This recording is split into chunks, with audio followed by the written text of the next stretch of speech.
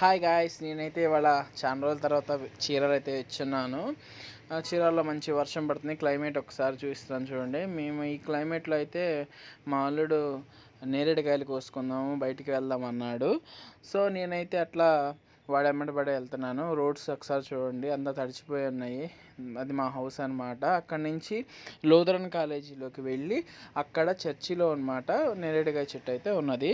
నేరేడుకాయలు అనేది చాలా హెల్త్కి చాలా మంచిది, బెనిఫిట్స్ ఉన్నాయి కాబట్టి మా మదర్కి ఫాదర్కి కూడా వీలైతే కొన్ని తీసుకొని వెళ్దామని వాడికి గోల తట్టుకోలేక మేమైతే ఇట్లా అయితే వచ్చేసాం. ముందుగా కాలేజీలో నుంచి ఇట్లా వెళ్తూ ఉన్నాము. లూథరన్ కాలేజీ అయితే ఉంటుంది. వాడైతే తొందరగా అంటున్నాడు. వాడు ఆత్రం అసలు తట్టుకోలేకపోతున్నాను నేను.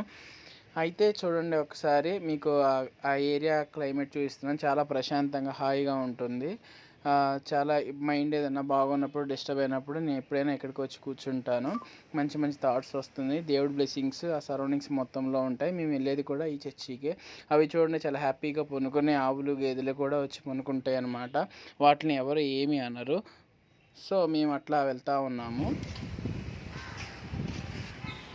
చూడండి, నేరేడుకాయలని ఇట్లా కింద పడిపోయి ఉన్నాయి. అయితే మాకు వద్దని చెప్పేసి మేము ఫ్రెష్గా కోసుకొని తిందామైతే ట్రై చేస్తున్నాము.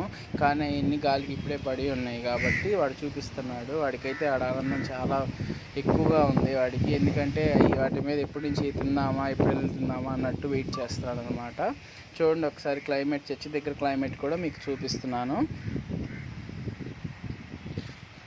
ఇంకా వాడైతే తినేసి కావాల్సినవి తినేసి కొట్టుకొని నాకు చూపిస్తాను, నేను భలే ఉన్నాయని చెప్పి, సూపర్ ఉన్నాయని చెప్పి. బాయ్.